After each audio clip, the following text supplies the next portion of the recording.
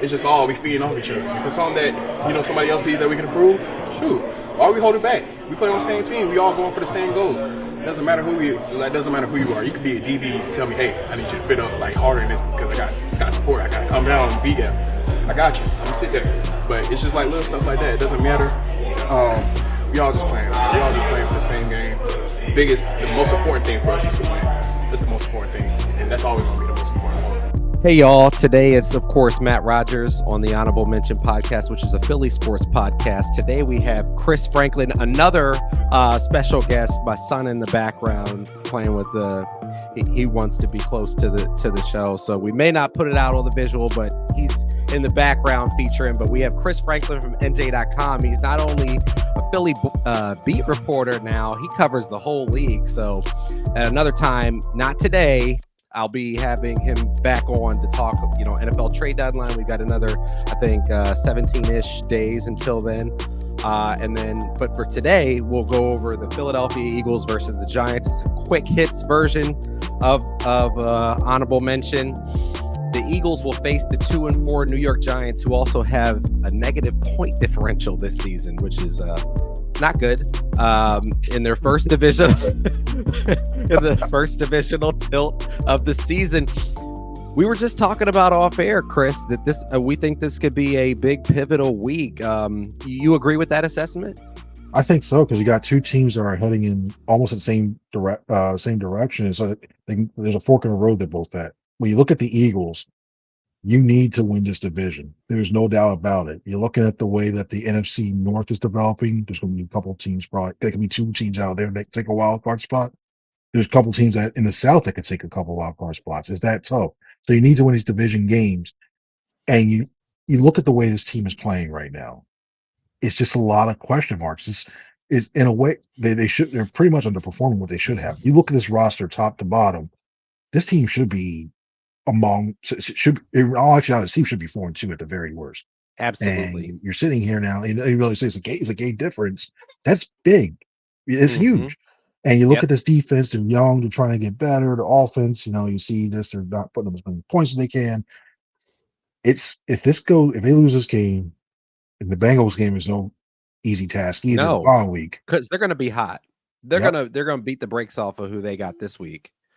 And get hot. They need to, and then all of a sudden you're looking like Burrow versus Hurts in the opposite direction. So that's a big telltale sign. The game had to be switched out of 4:25 to 1 o'clock because everybody's like, the national audience like, I don't know if this is going to be good enough there. We'll say, who would have thought they say, oh, we're going to take the Commanders and the Bears now as a better watch game than that one. So crazy times. It's going to be a real. I think the Bengals versus Eagles game is going to be a really good game. So especially if the Eagles get hot, this is an opportunity, I gotta say, for them to actually ride some good momentum. If I had to say, I could go into a lot more reasons for that, but you can hear more of the form version of this. I'll be on Jeff Warren, the Philadelphia Sports Table podcast. After the game, I will also have another longer edition with OJ Spivey from the Philadelphia Tribune after the game. So you'll hear more of that. But I think that this is a big pivotal week. If you had to say, what's the most important matchup that the Eagles will have to win on Sunday for this to be a good afternoon? I went back and forth between the two, but I think that when I look at it, it's going to be it's a combo. Cam Jurgens and either guard that's playing next to him versus Dexter Lawrence. Because the way Dexter Lawrence is playing, he's at an all-pro level right now, leading defensive tackles and sacks. The way he's getting enough pressure up the middle. And we know a quarterback, when they see that pressure coming right up the middle, all of a sudden after they take a snap, when they try to look down, you start to get the happy feet, start looking around, trying to scramble. It's done. It throws everything off. It's helter-skelter. Then you look at the fact that the pressure he does, the need to having to get two guys on him in the run game, especially with Saquon Barkley, you want to get him going early on. If you can't contain Dexter Lawrence in that middle, it just blows everything up. So I wouldn't be surprised if one of two things happen. One, we see a dedicated thing where Cam is getting help no matter what, whether it be from Mekhi Becton or Landon Dickerson. That's what I would do. I would do that too. And the other one is this is going to be imperative for Jalen Hurts to get the ball out quickly, especially to the edges, especially whether it be a wide receiver screen or slant or what have you. Get the ball out quickly so you can't really get the true pass. And get him frustrated. Just slow him down. Yep. Do the longer stuff third, fourth quarter after he's already spent the tank with a bunch of get-offs that do nothing. Yep. Use He's a a big lot of boy. tempo. Wear them down early on, like, and that's why I'd be surprised. And I can see us getting to that conversation again. They usually use a lot of tempo this game. Well, no, if you're using a lot of no huddle stuff, you can't really motion out of a lot of stuff. Then put the emphasis on getting the ball out quickly, snapping it quicker. I can see a lot of tempo. Just try to wear him down early, Yes. just try to get him off the sideline, and then maybe get your success up the middle. And I really do like, I mean, the whole Eagles team is based around speed. That's how they built this team. That's why they kept Jalen Reagor for so long, and they kept Quez Watkins just like him after that, because they want to air it out, get ahead of you, and gas you out and come after you with the defensive ends. The whole team is geared towards that's the vision of this team. You know, that you swap out the coaches, you swap out the players, the names on the back of the jerseys. It's the same thing that the Eagles want to do. You got to get out to that lead. And so to that point, there's been a lot said about the slow starts to the year. What would you attribute that to, and how does that get turned around? I think a lot of it's their first. I think the play calling on first and second down is what they're having a lot of issues with. When you look at the way that they're attacking, especially on first down, it's a lot of run. It's gotten a little predictable.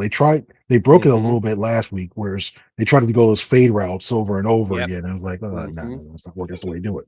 When you look at when you're starting out at first and 10, and then second, all of a sudden you look at second and 9, and you don't get it past, when you try to run, then to try to gain yards, and you're behind the 6 now, third 9, 38. You're really going to let that defense pin their ears back, and then you 3 and out, you're punting, and then your defense is on the field. It's a cyclical. It's a downhill thing.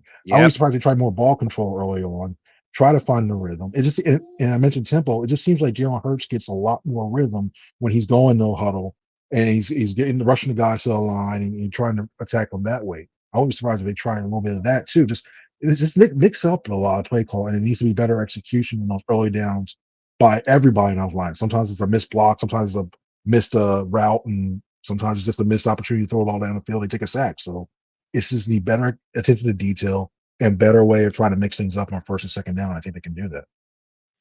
Absolutely. I think this is a big spot, especially going back to early in the season. It's a team building opportunity. Team talks about connecting. It's one of its core values.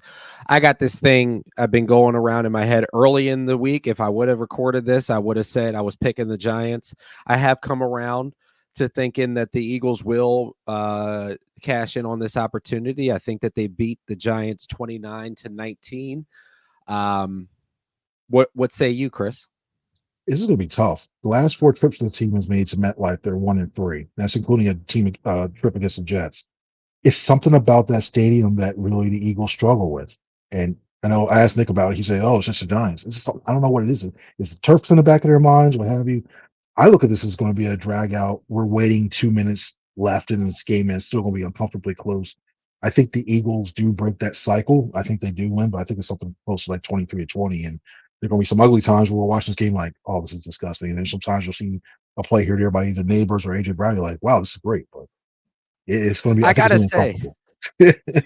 I gotta say, for the better part of the last year and a half, it's not been fun watching. Like, they're not fun football games a lot of times at this point.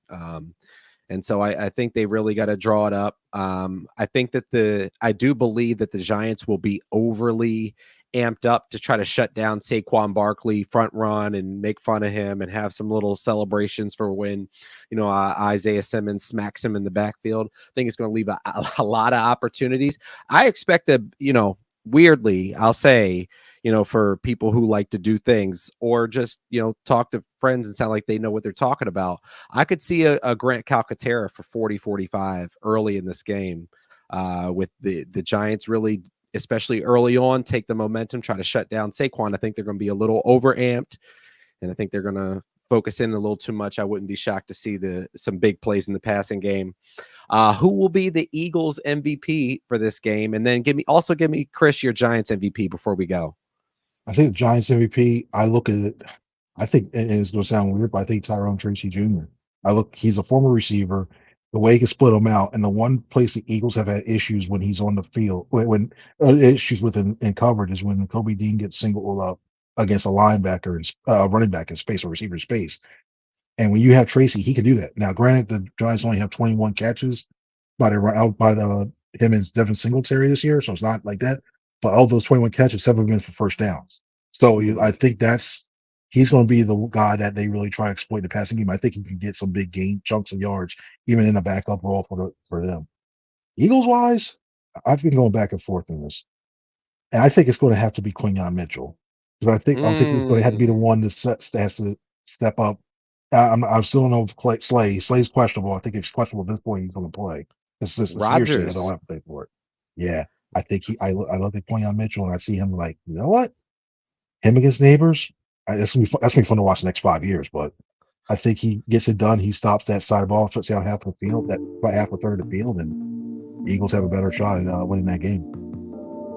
I think Ringo is excelling very much. I like, he plays hard. I think on the outside, though, if I'm going as my number one security blanket, if we assume that Slay's not going to go, I would much rather see more of Rodgers. I don't know if that's what we see. I think this team really likes to play Ringo. I think they like his development. I just worry about the hips. I think the hips might be a little. I was thinking of Shakira. Hips don't lie. I'm thinking Shakira would say that. Like, Keely's hips be lying, is what I'm saying.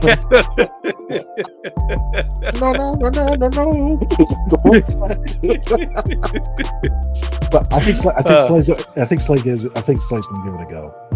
Okay. I think it is. I think he's gonna give it a go. It's big. Yeah. That's big. So. Well, Chris, thank you so much, and listeners, thank you so much for making time. Please share this around before the game. We got a short window here, but I wanted to give you some quick content and get a chance to have Chris back on. Thank you all so much. And it's a line drive kick. Jackson bobbles it and now has to try and recover. Deshaun Jackson gets a block. Are you kidding? Deshaun Jackson. Still not in, and now in for the touchdown, no flags.